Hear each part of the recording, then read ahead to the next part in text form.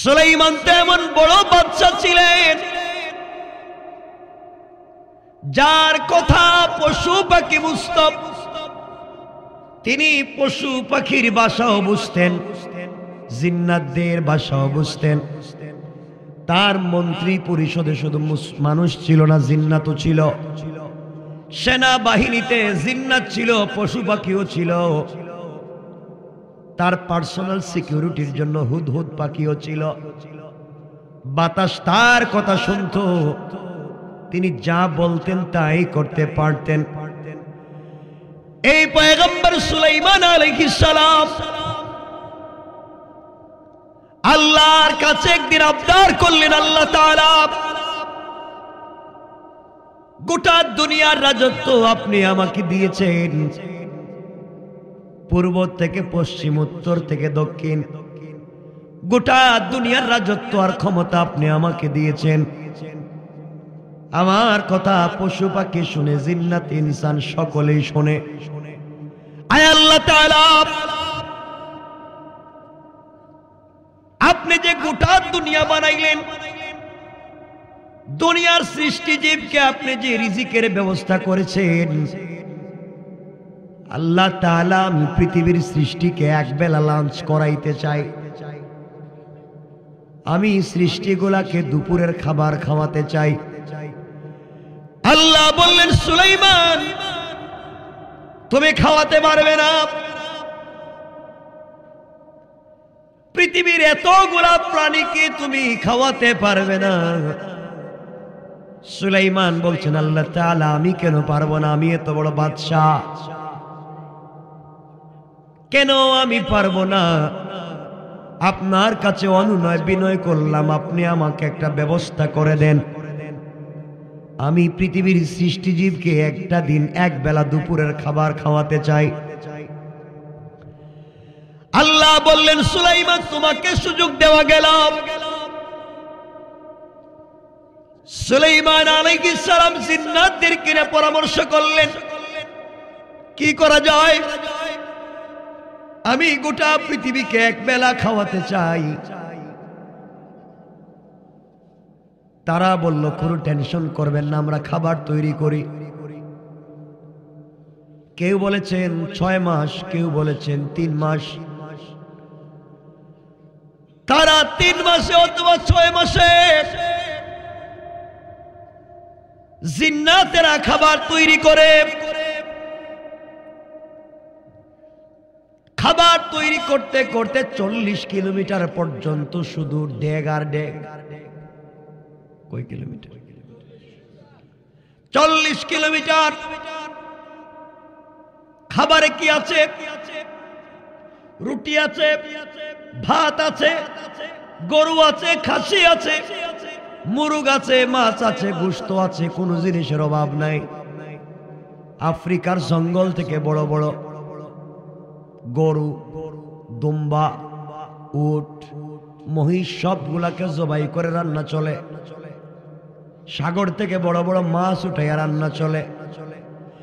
রান্না করতে করতে 40 মাইল, 40 কিলোমিটার পর্যন্ত শুধু হাজার হাজার লাখ লাখ ডেগ। খাবারের অভাব নাই। মুরগ পোলাও আছে, মাছ বোনা আছে, খাসির রেজালা আছে, যা চাইবেন সব আছে। সব যখন তৈরি করা হয়ে গিয়েছে, জিন্নাতেরা এসে বলছে, বাদশা জাহাপনা, 40 কিলোমিটার পর্যন্ত খাবারের অভাব নাই। আমরা চিন্তা করেছি আপনার গোটা দুনিয়াকে খাওয়ানোর পরে খাবার থেকে যাবে। সুলাইমান বললেন, থেকে যদি যায় তোমরা বন্টন করে খায়া নিও। জিন্নাতেরা এই অপেক্ষা আছে, বন্টন করে সবার শেষে খাবে। সুলাইমান বললেন, লাইন ধরাও। বাঘের লাইনে বাঘ দাঁড়াইয়া গিয়েছে, সিংহর লাইনে সিংহ দাঁড়াইয়া গিয়েছে, মানুষের লাইনে মানুষ, জিন্নাতের লাইনে জিন্নাত, মাছের লাইনে মাছ। এক এক লাইন ধরে তিনি বলেন, লাইন ছাড়া বেলাইনে দিব না। সবাই লাইনে লাইনে আসবার, খাবার নিয়ে যাইবা। টেনশন করবা না, দৌড়াদৌড়ি তাড়াহুড়া করবা না, খাবার পর্যাপ্ত আছে। খাইয়া যাওয়ার সময় নিতে পারবা। সুবহানাল্লাহ কইলেন না? আপনার যে হারে আমার দিকে তাকাইতেছে মনে হইতেছে মনে আমি মনে ওখানে খাওয়াতেছিলাম নাকি। আমার বন্ধুগণ, এক পর্যায়ে লক্ষ লক্ষ ডেগে শুধু খাবার, গ্রামে পুরা দুনিয়া মুখরিত, লাইন ধরিয়ে রেখেছেন। এখন একজন একজন করে আসবে, প্লেট নিয়ে যা, খায়া যা, নিয়ে যা। লাইন ধরা শেষ, এমন সময় লাইন ছাড়া বেলাইনে একটা মাছ সুলাইমানকে বলতেছে, সুলাইমান তোমার লাইন টেন কিছু বুঝি না, এ লাইনে দাঁড়াবার মতো সময় নাই, আমি তো আরো আগে দুপুরের খাবার খাই, তুমি দেরি করে ফেলেছ, আপনি লাইনে লাইনে ওদেরকে খাওয়ান, আপত্তি নাই, বেলাইনে আসছি, আমাকে একটু খাবার দেন, আমি চলে যাই, আমার পেটে বড় খিদা, লাইনে থাকলে কিন্তু সবার শেষে যাওয়া লাগবে। সুলাইমান বললেন, জিন্নাতেরা শোনো, ওটার মুখের ভিতরে একটা বড় আস্তা গরু ঢুকায়। কয়টা গরু? আস্তা একটা গরু ঢুকায় দাও। জিন্নাতেরা বলতে বাদশা, ও তো আস্তা খাইতে পারবে না, কই দাও, যা খা, খাওয়ার সময় বাকি বাজু নিয়ে যাইব। মাছ ডাক দিয়া বলতেছে, সুলাইমান আমি হা করব, আর যতক্ষণ পর্যন্ত হা বন্ধ না করব শুধু দিতে থাকবে। সুবহানাল্লাহ বললেন না? আল্লাহু আকবার বলেন। সুলাইমান বলছে, ওটা হা করছিস তো গরু একটা দিলেই তো চাবাইতে পারবে না। আফ্রিকার জঙ্গল থেকে গরু একটা যদি ঢুকায় দিই তো খাইবি কেমনে? আমি তো হা করলাম, আপনি দিয়েন। আবার মুসলমান বন্ধুগণ, এই মাছটা হা করে বসে আছে, আর সুলাইমানকে বলছে যে এই সময় দেখবেন মুখ বন্ধ করেছি, মনে করবেন পেট ভরে গেছে, এর এক পর্যন্ত দিতে থাকবেন। হা করে মাছ যখন দাঁড়িয়ে আছে, জিন্নাতদেরকে বলেন এর মুখে আস্তে একটা গরু ঢুকায় দাও। জিন্নাতের আস্তা গরু ঢুকায় দিতে দেখা যায় তার মুখে লাগে নাই, খায় ফেলাইছে। সুলাইমান বলছেন, কি হয়েছে? কেমনে ভিতরে গেল বুঝলাম না। সুবহানাল্লাহ নাই? সুলাইমান বলেন, এক কাজ করো, আস্ত একটা আফ্রিকার জঙ্গলের দুম্বা ঢুকাইয়া দাও। আস্ত একটা দুম্বা ঢুকাইয়া দেওয়া হয়েছে, মুখ কাটে না। সুলাইমান বলেন, কি ব্যাপার, কি হয়েছে? কয় এখনো তো আগের মতো মুখ আছে। সুলাইমান বলেন, এক কাজ করো, ওর মুখের ভিতরে একসাথে 100টা খাসি ঢুকাইয়া দাও।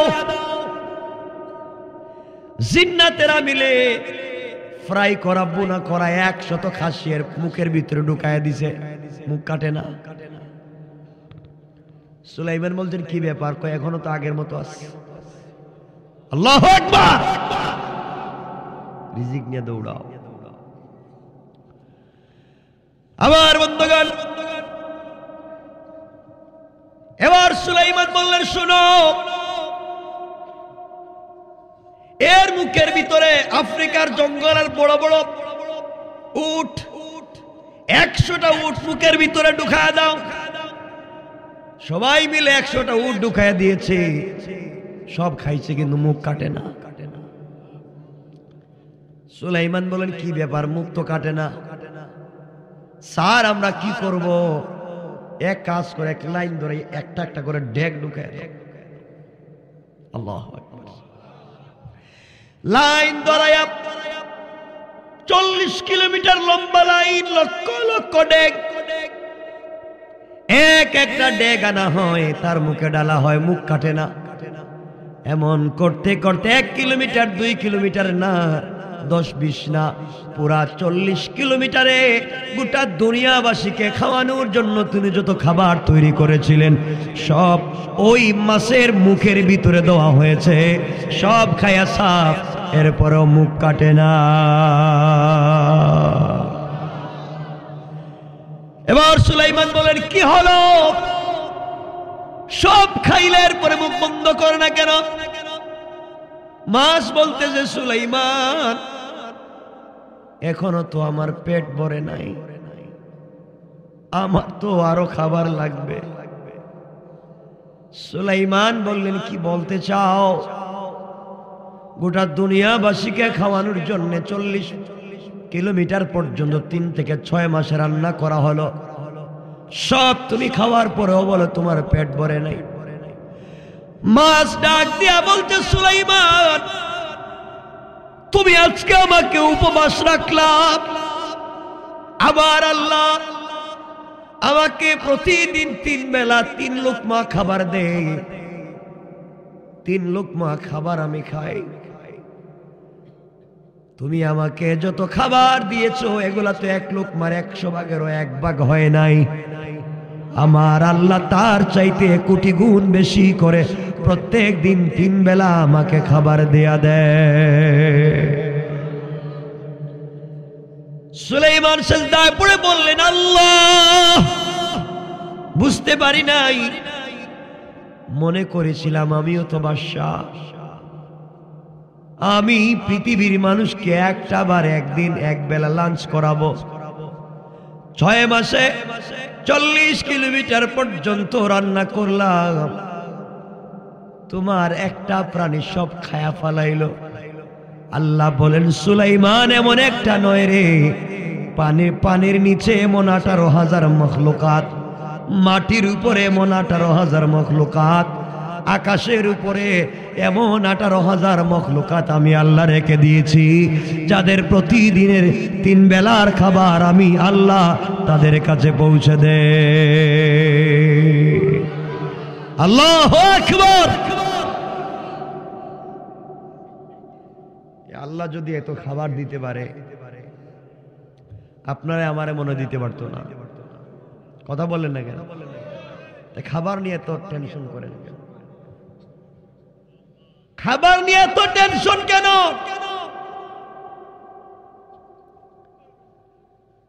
এজন্য আল্লাহর প্রতি শুকর আদায় করেন।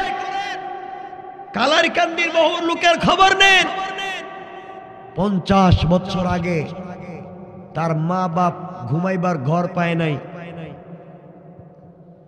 গরিব ছিল, মানুষের বাড়িতে কাজ করছে,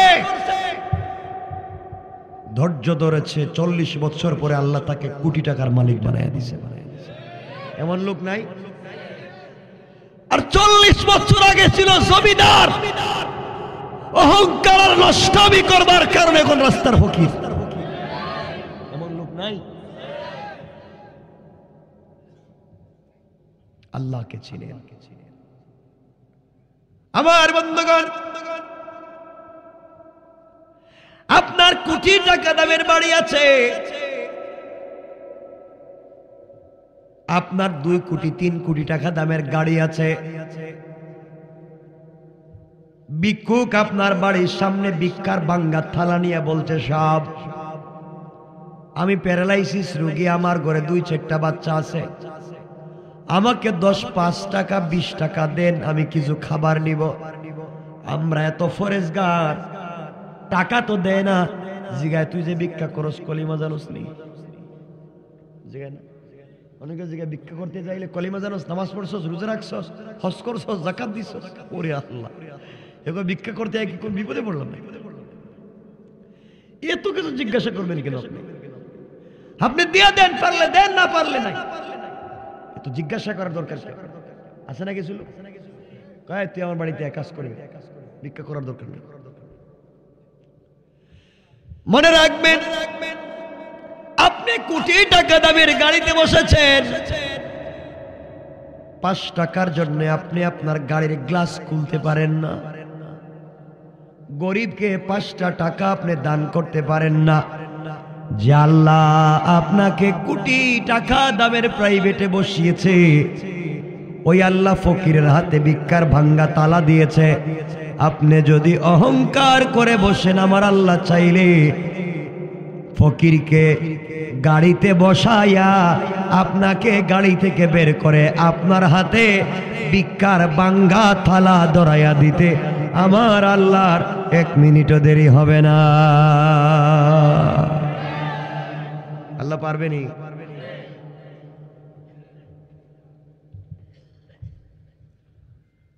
এজন্য অহংকার করা যাবে? বলেন যাবে? আমার বন্ধুগণ কথাগুলো দিল দিয়ে শুনেন। দুনিয়ার জমিনে অহংকার করবেন না। কুকুরের মধ্যে যে গুণগুলো আছে এগুলাই কমপক্ষে নিজের মাঝে নিতে হবে, ইনশাআল্লাহ। বলেন। আপনাদের আওয়াজে মনে হচ্ছে কষ্ট হইতেছে। কষ্ট হলে আলোচনা সামনের দিকে নিয়ে যাব। কষ্ট হচ্ছে আপনাদের? একটা কুকুরের মধ্যেও যে গুণগুলো আছে এই গুণগুলো আমাদের মধ্যে নেই। কুকুরের চিনেননি আপনারা? আসেনি আপনাদের এলাকায় কুকুর? আমার বন্ধুগণ, কুকুরের মধ্যে যে গুণগুলো আছে এই গুণগুলো যদি আপনার আমার মধ্যে চলে আসে আমরা আল্লাহর ওলি হয়ে যাব। কুকুরের মধ্যে ভালো ভালো গুণ আছে, একটা মাত্র খারাপ গুণ। একটা খারাপ গুণের কারণে কুকুর কুকুর হইছে।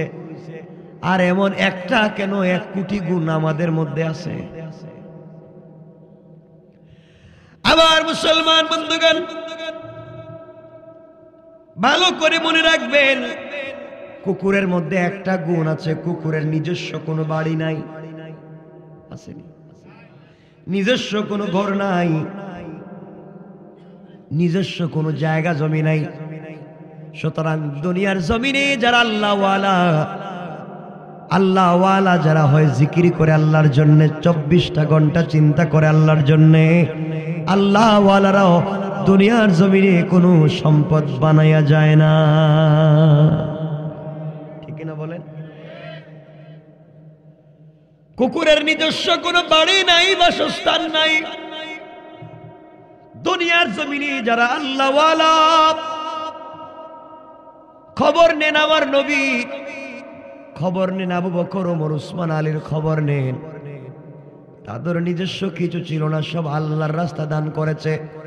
সুতরাং দুনিয়ার জমিনে যারা আল্লাহওয়ালা হতে চায় তাদের মধ্যে এমন একটা গুণের দরকার আছে না নাই? আমার মুসলমান বন্ধুগণ, কুকুরের মধ্যে আরেকটা ভালো গুণ হলো, কুকুর দুনিয়ার জমিনে বেশিরভাগ সময় ক্ষুধার্ত থাকে। কি থাকে? কুকুর বেশিরভাগ সময় ক্ষুধার্ত থাকে, খাবার ঠিক মতো পায় না। দুনিয়ার জমিনে যারা আল্লাহওয়ালা হয়ে যায় তারাও খাবারের পিছনে দৌড়ায় না, বরং ক্ষুধার্ত থেকে আল্লাহর জিকিরের পিছনে দৌড়ায়। ঠিক কিনা বলে? কুকুর বেশি সময় ক্ষুধার্ত থাকে, আল্লাহওয়ালারা কম খায়। আল্লাহওয়ালারা কম খায়। ইমাম আহমদ ইবনে হাম্বল তো হাম্বলি মাযহাবের ইমাম, কম খেতেন। রাত্রবেলা কম খেয়ে একটা কোরআনের আয়াত থেকে 40টা মাসআলা বের করতে পারতেন।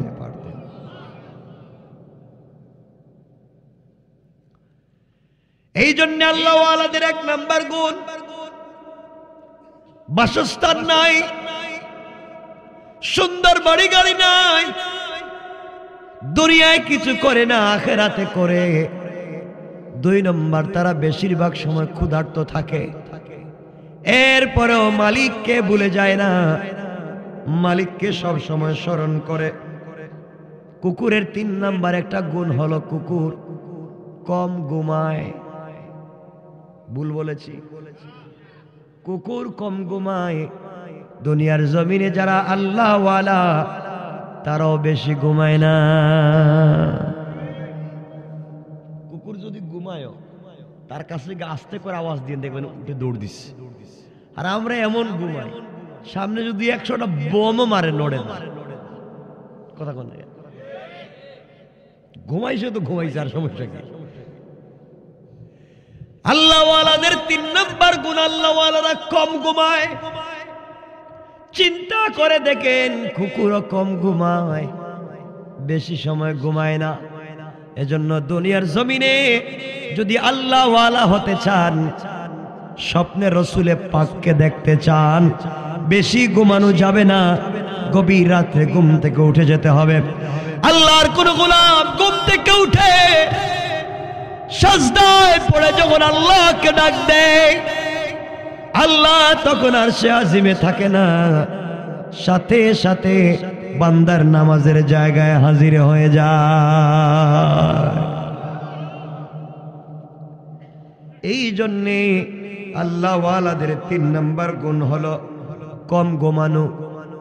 কুকুরের 4 নাম্বার গুণ হলো কুকুরের পার্সোনাল ব্যক্তিগত কোনো সম্পদ নাই। আসেনি? জানা মতে আছে না? এলাকায় কি কুকুর কোনো জায়গায় রেজিস্ট্রি করছে? নাই। কুকুরের পার্সোনাল কোনো সম্পত্তি নাই। দুনিয়ার জমিনে যারা আল্লাহ ওয়ালা হয়ে যায়, দুনিয়ায় পার্সোনাল সম্পত্তি করতে চায় না, কষ্ট করে পানি পড়ে এমন করে থেকে থেকে জীবন কাটাইয়া দিতে চায়, বিনিময়ে তারা জান্নাতে আল্লাহকে পেতে চায়। ঠিক কিনা বলেন? কুকুরের মধ্যে 5 নম্বর একটা গুণ হলো, কয়টা বলছি? 5 নম্বর একটা গুণ হলো কুকুরকে যত নির্যাতন করেন না কেন মালিকের সাথে কিন্তু বেঈমানি করে না। কুকুরকে যত পিটান, যত মারেন, যত গরম পানি ছাড়েন, কুকুর কিন্তু মালিককে উল্টা কামড়ায় না, বরং এত আঘাত খাওয়ার পরেও মালিক তাড়াইয়া দিলে ফিরে চলে যায় না। ঠিক কিনা বলেন? যত পিটান, যত নির্যাতন করেন, কুকুর কিন্তু মালিককে গালি দেয় না, কুকুর কিন্তু মালিককে কষ্ট দেয় না। আমার বন্ধুগণ, আর আমাদেরকে আল্লাহ এত সুন্দর গাড়ি বাড়ি দিয়েছে, সম্পত্তি দিয়েছে, এত কিছু পাওয়ার পরে নিমক হারামের মতো মালিককে বলে যায়। ঠিক কিনা বলে? আমি যেগুলা বলতেছি এগুলা কুকুরের মধ্যে নাই।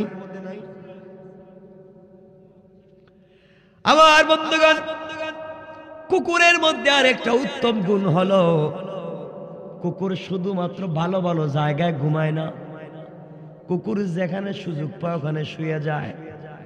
ঠিক বললাম না? আল্লাহ ওয়ালারা এমন আল্লাহ ওয়ালা, এরা শুধু শিল্পপতিদের বাড়িতে দাওয়াত খায় না, গরিবের বাড়িতেও যায়। আর আজকালকের বুজুর্গরা শুধু টাকাওয়ালাদের পিছনে দৌড়ায়। ঠিক কিনা বলেন? মুসা হাদিয়া দেয়, থ্যাংক ইউ, আপনি বেশি দিবেন আবার দিবেন, আর যে হাদিয়া দিল না গরিব, আপনি তাড়াতাড়ি যান, সিরিয়ালে আরেকজনের সুযোগ দেন। কথা বলেন না কেন? আল্লাহ ওয়ালাদের গুণ নয়। আমার বন্ধুগণ, কুকুর দুনিয়ার জমিনে উত্তম জায়গা খুঁজে না, সাধারণ জায়গায় থেকে যায়। কুকুরের মধ্যে আর একটা গুণ হলো ঘুমানোর জায়গা থেকে কুকুরকে যদি কেউ পিটাইয়া বের করে দেয়, কুকুর ঘুমিয়েছিল, পিটাইয়া ওখান থেকে একজন উঠাইয়া দিয়েছে, কুকুর বলেন এটা আমার জায়গা, আমার এখানে উঠাইয়া দিবেন, এখানে আমি থাকবো, বলেনি? একদিন বলছেন আপনি পিটাইছেন, দৌড় দিছে। আল্লাহ ওয়ালারা এমন হয়ে যান, আল্লাহ ওয়ালাদেরকে আপনি পিটাবেন, আঘাত করবেন, বিনিময়ে আপনাকে গালি দিবে না, কষ্ট দিবে না, বরং আল্লাহ ওয়ালারা আঘাতের নির্যাতনের বদলা শান্তির দোয়া করে যায়। ঠিক বললাম না?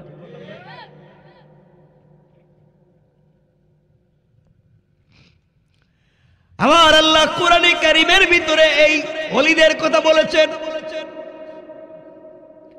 আল্লাহ বলছেন ওয়াইদা খাতাবাহুমুল জাহিলুনা ক্বালু সালামা।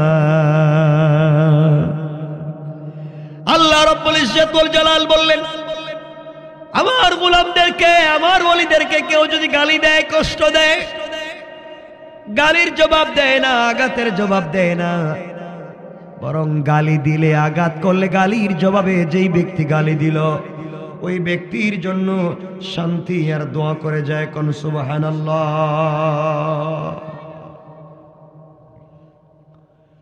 আমার মুসলমান বন্ধুগণ, কুকুরের মধ্যে 8 নম্বর একটা গুণ আছে। কুকুরকে আপনি যত পিটান, যত মারেন, চলে যায়, সরে যায়, কিন্তু একটা পচা নষ্ট একটা হাড্ডি দিবেন, আবার দৌড়াইয়া চলে আসবে, আবার মালিকের দরজার সামনে চলে আসবে। আল্লাহ বলেন, গোলাম রে, কুকুরকে মালিক পিটাইলো, খাবার দিল না, এত মাইর দেওয়ার পরে একটা হাড্ডি দিল, তাও দৌড়াইয়া চলে আসলো। আর আমি আল্লাহ তোকে হাত দিলাম, পা দিলাম, পঞ্চ ইন্দ্রিয় দিলাম, অক্সিজেন দিলাম, গাড়ি দিলাম, বাড়ি দিলাম, এত সম্পত্তি দিলাম, এরপরেও গোলাম তুই দৌড়াইয়া আমার বাড়িতে আসলে না। গোলাম রে 80 বৎসর গুনাহ করে দৌড়াইয়া থাকবার পরে ইন্তেকালের আগে যদি একটা বার আমি আল্লাহকে চিনতে পেরে আমি আল্লাহর দরবারে তওবা করে ক্ষমা চাও। 80 বৎসর একটা সন্তান হারিয়ে যাওয়ার পরে মা যদি ওই সন্তানকে ফিরে পায়, যেমন খুশি হয়, আমি আল্লাহ গুনাহগার গোলাম তওবা করে ফিরে আসলে তার চাইতে বেশি খুশি হয়ে যায়। সুবহানাল্লাহ পড়ে। আমার বন্ধুগণ, কুকুরের মধ্যে আরেকটা গুণ হলো 9 নাম্বার গুণ, মালিক খাচ্ছে দেখলে, মালিক খাচ্ছে, কুকুর জাপায়া মালিকের খাবারের উপরে পড়ে যায় না, কুকুর জাপায়া আরেকজনের খাবার মালিকের খাবারে পড়ে যায় না, বরং আশেপাশে ঘুরে মালিক ভালো খাওয়ার পরে ডাস্টবিনে যেগুলা ফালায় ওগুলার অপেক্ষা করে। আল্লাহ বললেন, গোলাম রে, আল্লাহ ওয়ালারা হয়ে যায় যারা, দুনিয়ার জমিনে যারা আল্লাহ ওয়ালা হয়ে যায়, ওরা কোনোদিন আমি মালিকের সঙ্গে বেঈমানি করে না, আমার কোনো কাজে ওরা ডিস্টার্ব করে না, আমার কোরআনের কাজে ওরা ঝামেলা তৈরি করে না। আর যারা আমার গোলাম দাবি করে শয়তানি করে, তারাই শুধুমাত্র কেবলমাত্র দুনিয়ার জমিনে ফিতনা করে। কোন ঠিক কিনা? কয়টা গুণ বলছি? কুকুরের মধ্যে আরেকটা গুণ হলো, কুকুর কোন জায়গা থেকে যদি চলে যায় ওই জায়গায় কিন্তু আর ফিরে আসে না। দেখবেন আপনার কুকুর ছিল, চলে গেছে, কোথায় গেছে খবর নাই, আপনি খাওয়াইছেন, বড় করছেন, কই গেছে কোনো খবর আছে না? কোথায় চলে যায় খবর নাই। দুনিয়ার জমিন এটা মনে রাখে না। দুনিয়ার জমিনে আল্লাহ ওয়ালা যারা, কে কষ্ট দিল, কে মারলো, কে পিটালো, কে গালি দিল, দিলের ভিতরে নিয়ে বসে থাকে না, ভুলে যায় কে কোন দিন কোথায় গালি দিয়েছে, ভুলে যায়। আল্লাহ ওয়ালারা কারো কষ্টকে ভিতরে জায়গা দেয় না। ঠিক কিনা বলেন? আপনারা তো এটা ভিতরে বাঁধিয়ে রাখেন, আমার গালি দিছস, মরার আগে আমি যদি না পারে প্রতিশোধ নিতে, আমার ছেলেরে কয়ে যাবো। ঠিক কিনা বলেন? আপনাদের আওয়াজে কষ্ট হইতেছে, বুঝতেছি। আমার বন্ধুগণ, কুকুরের আরেকটা গুণ হলো, কুকুর কোনদিন গীবত করছে শুনছেননি? না, করছে মনে হয়। গীবত করেনি? আপনারা করেননি? হ্যাঁ, কুকুর কোনদিন গীবত করে নাই। কুকুর কোনদিন বন্ধুর সাথে বেঈমানি করে নাই। কুকুর কোনদিন দুনিয়ার জমিনে অন্যায় করে নাই এতটুকুন যতটুকুন আমরা করি। কিন্তু কুকুর হলো কেন? এত ভালো কাজ থাকবার পরে কুকুর হলো কেন? আল্লাহ বলছেন কুকুরের মধ্যে একটা আছে, সেটা হলো হিংসা। কুকুরের ভিতরে কি আছে? হিংসা নাই? এমন হিংসা কুকুরের ভিতরে আছে। এখানে একটা মরা জিনিস পড়ে আছে, আশেপাশে তার আরো বহুত কুকুর আছে, কাউরে খাইতে দিবে, সবরে মারে, একা খাবে। সবগুলারে দৌড়াইতে গিয়া কাক গোশত নিয়ে গেছে। কথা বলেন না কেন? নিজেও খাইলো না, নিজের মতো কাউকে খাইতে দিবে না, অন্য কেউ নিয়ে যাক, মাগার তার নিজের কাউরে খাইতে দিবে না। কথা বলেন না? কুকুরের মধ্যে এমন হিংসা আসেনি? আমাদের মধ্যে এমন হিংসা আছে না? নাই। আমি এটা পারি নাই, আমার জাতি অন্য কাউকে এটা দিতে দিব না। প্রয়োজন অন্য কেউ আসুন, দরকার হইলে আলিম উলামাদেরকে ডুবাবার জন্য আলিম আলিম একত্রিত হয় না, জালিমের সাথে মিলে আলিম রে পিটা। ঠিক কিনা বলেন? আমরা এমন খারাপ হয়েছি, আমরা এত নিচে নামছি, আলিমে আলিমে দেখাতে পারে না। আপনাদের কষ্ট হচ্ছে বুঝতেছি, আমি লম্বা করতে চাই না। কষ্ট হচ্ছে না? আমার বলাই হয়েছে যে বেশি লম্বা করা যাবে না। শুনেন না, আলিমে আলিমে এত ঝামেলা, এক হুজুর আরেক হুজুরে দেখতে পারে না। এই পিসাব এই পিসাব রে কই কাফির। কথা বল না, আসেনি? কথা বলেন আছে? এই খানকার পীর এই খানকার পীরে দেখতে পারে না, এই মাদ্রাসার প্রিন্সিপাল এই মাদ্রাসার প্রিন্সিপালে দেখতে পারে না, এই মসজিদের খতিব সাহেব এই মসজিদের খতিব সাহেব দেখতে পারে না। কয়ে শুধু খতম পড়ে আমার দাওয়াত দেয় না। ঠিক বললাম? হেই হের মুরিদ গুলো শব্দ নিয়ে আমার মুরিদ গরিব মান শুরু হয়ে গেছে। এজন্য আমার বন্ধুগণ, দুনিয়ার জমিনে ফিতনা করা যাবে না। মানুষগুলাকে একসাথে নিয়ে চলবার চেষ্টা করেন, নামাজ পড়েন, একসাথে মানুষকে নিয়ে চলবার চেষ্টা করেন।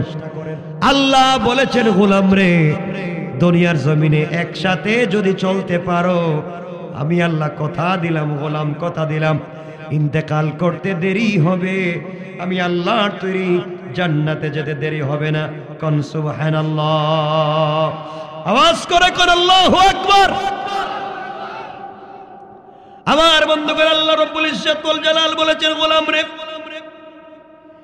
এই দুনিয়ার জমিনে শর্টকাট যদি জান্নাতে যাইতে চাও, আমার রাসূল যেই পথের কথা বলেছেন সেই পথে যদি চলতে পারো, গোলাম দুনিয়ার জমিনে আমার রাসূলকে যদি চিনতে পারো, ইন্তেকালের পরে রাসূলের নিজ হাতে হাউজে কাউসারের পানি পান করবা, আল্লাহর আরশে আজিমের ছায়ায় থাকতে পারবা। আর আমি আল্লাহ কথা দিলাম, দুনিয়ায় যদি আমার রাসূলকে চিনতে পারো, আমি আল্লাহ বিনা হিসাবে জান্নাতের ওয়াদা দিলাম। এই জন্যে এই মুহূর্তে আমি আপনাদেরকে সংক্ষেপ করে একটা আমল বলবো। এই আমল বলি আলোচনা সংক্ষেপ করে যাব। একটা মাত্র আমল যদি আপনি করেন, লাইফ কামিয়াব। পারবা তো ইনশাআল্লাহ? বলেন না ইনশাআল্লাহ? আমার মুসলমান বন্ধুগণ, গভীর মনোযোগ।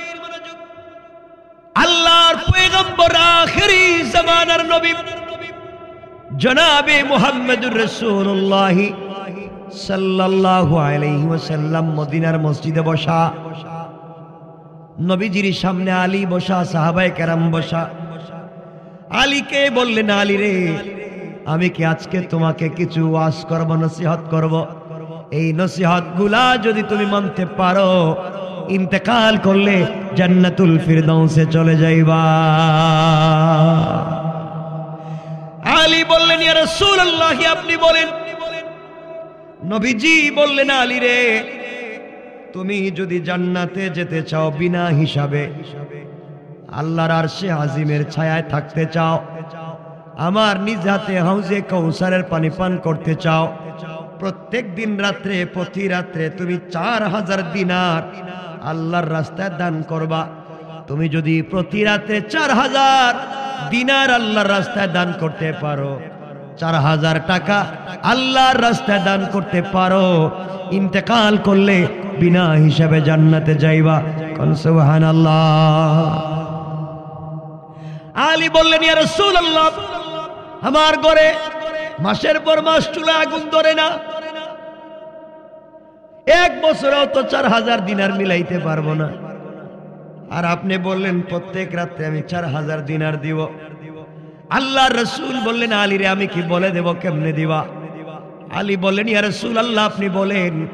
প্রত্যেক রাত্রে 4000 দিনার দান করার সওয়াব কেমনে পাবো? কেমনে বিনা হিসাবে জান্নাতে যাব? আল্লাহর নবী বললেন, আলী রে, তুমি যদি প্রতি রাত্রে ঘুমাতে যাওয়ার আগে, বিছানায় যাওয়ার আগে মাত্র 4 বার সূরা ফাতিহা পড়ে ঘুমিয়ে যাও, 4 বার সূরা ফাতিহা পড়লে 4000 দিনার দান করার সওয়াব পেয়ে যাইবা। সুবহানাল্লাহ পড়ে, নামাজ পড়ে পড়ে। কয়বার? মাত্র 4 বার। আমরা তো 4000 টাকা দেওয়ার তৌফিক নাই প্রত্যেক রাত্রে।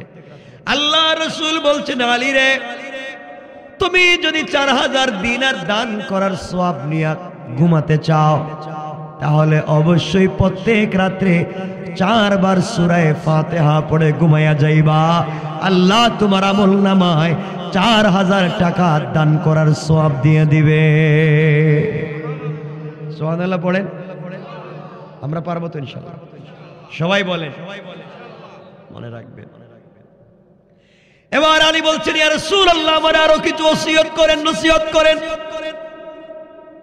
নবীজি বললেন, আলী রে, তুমি যদি বিনা হিসাবে জান্নাতে যেতে চাও, আমার হাতে আরশে, আমার হাতে হাউজে কাউসারের পানি পান করতে চাও, আল্লাহর আরশে আজিমের নিচে কিয়ামতের দিন থাকতে চাও, তাহলে প্রত্যেক রাত্রে 30 পারা কোরআন খতম করে ঘুমাইবা। যেই ব্যক্তি প্রত্যেকটা রাত্রে 30 পারা কোরআন খতম করে ঘুমাবে, আল্লাহ তার জন্য জান্নাতের 8টা দরজা খুলে দিবে। কোন সুবহানাল্লাহ। আলী ডাক দিয়া বলছেন, ইয়া রাসূলুল্লাহ, তাহলে ঘুমাবো কখন? 30 পারা পড়তেই তো রাত্র শেষ হয়ে যাবে, আমি ঘুমাবো কখন? নবীজি বলেন, আলী রে, তুমি যদি বিছানায় যাওয়ার আগে মাত্র 3 বার সূরা ইখলাস কুল হু আল্লাহ পড়ে ঘুমিয়ে যাও, 3 বার সূরা ইখলাস পড়ার কারণে আল্লাহ তোমার আমল নামায় 30 পারা কোরআন খতমের সওয়াব লিখে দিবে। সুবহানাল্লাহ পড়ে। তার কত সহজে জান্নাত চান আপনারা। এবার আলী বললেন, ইয়া রাসূলুল্লাহ, আপনি আমাকে আরো কিছু ওসিয়ত করেন, নসিহত করেন। নবীজি বললেন, আলী রে, এবার তোমাকে একটা বড় ওসিয়ত করতেছি, শোনো। ইয়া রাসূলুল্লাহ, বলেন তো কি বলবেন? নবীজি এবার বলেন, আলী রে, ঘুমাতে যাওয়ার আগে জান্নাতের মূল্য পরিশোধ করে ঘুমাইবা। তুমি যেই জান্নাত চাইবা, আল্লাহ তোমাকে যেই জান্নাত দিবে, ওই জান্নাতের মূল্য পরিশোধ করে ঘুমাইও। আলী এবার চোখের পানি ছেড়ে বলছেন, আল্লাহর রাসূল, আপনি কি বলছেন জান্নাতের মূল্য? আল্লাহ বলছেন, জান্নাতে যে একটা পাথর দিবেন, একটা পাথরের টুকরা, আসমান জমিন লৌহ কলম আরশ কুরসি যা আছে সব বিক্রি করে দিল, জান্নাতি মহিলাদের উড়নার মধ্যে যেই পাথর থাকবে, ওই পাথরের পর্যন্ত দাম হবে না। আয় আল্লাহ তাআলা, এত বড় জান্নাত, ওগো পয়গম্বর আরবি, এই জান্নাতের মূল্য আমি কেমনে পরিশোধ করে ঘুমাবো? আমার নবীজি বললেন, আলী রে, তুমি যদি ঘুমাতে যাওয়ার আগে মাত্র 3 বার দুরুদ শরীফ পড়ে ঘুমিয়ে যাও, 3 বার দুরুদ পড়লে জান্নাতের মূল্য পরিশোধ হয়ে যায়। আল্লাহু আকবার বলেন। কত সহজ করে বলবো। আমার বন্ধুগণ, আপনাদেরকে বলছি, 4 বার সূরা ফাতিহা পড়বেন, 4000 টাকা দান করার সওয়াব পাবেন। 3 বার সূরা ইখলাস পড়বেন, 30 পারা কোরআন খতমের সওয়াব পাবেন। 3 বার দুরূদ শরীফ পড়বেন, জান্নাতের মূল্য পরিশোধ করার সওয়াব পাবেন। এবার আমি বলছেন, ইয়া রাসূলুল্লাহ, আমাকে আপনি আরো কিছু ওসিয়ত করেন, নসিহত করেন। এবার নবীজি বলেন, আলী রে, তুমি প্রত্যেকটা রাত্রে একটা ঝগড়া মিটিয়ে ঘুমাইবা। মানুষের মধ্যে ঝগড়া, স্বামী স্ত্রীতে ঝগড়া, ভাইয়ে ভাইয়ে ঝগড়া, মা ছেলে ঝগড়া, বাবা মেয়ে ঝগড়া, সমাজে সমাজে ঝগড়া, মারামারি আসেনি।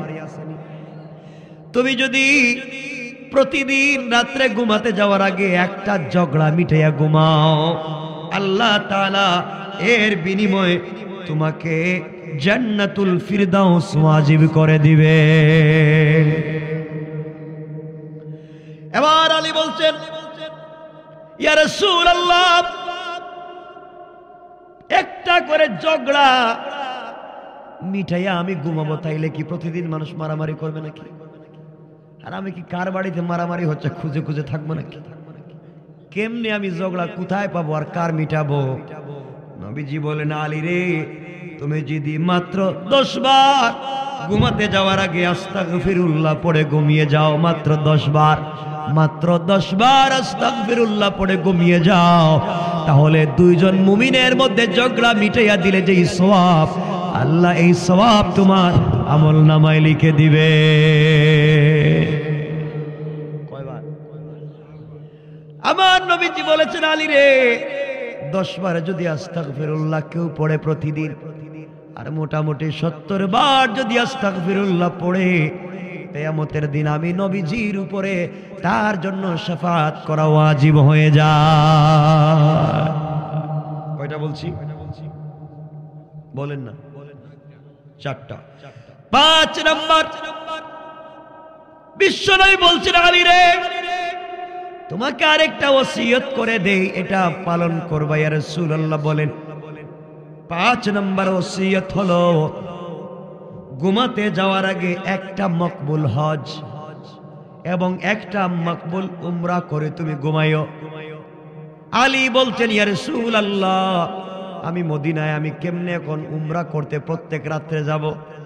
প্রত্যেক রাত্রে কেমনে আমি হজ করবার কবুল হবে কিনা তা তো জানি না। ইয়া রাসূলুল্লাহ, এটা তো আমার দ্বারা সম্ভব না।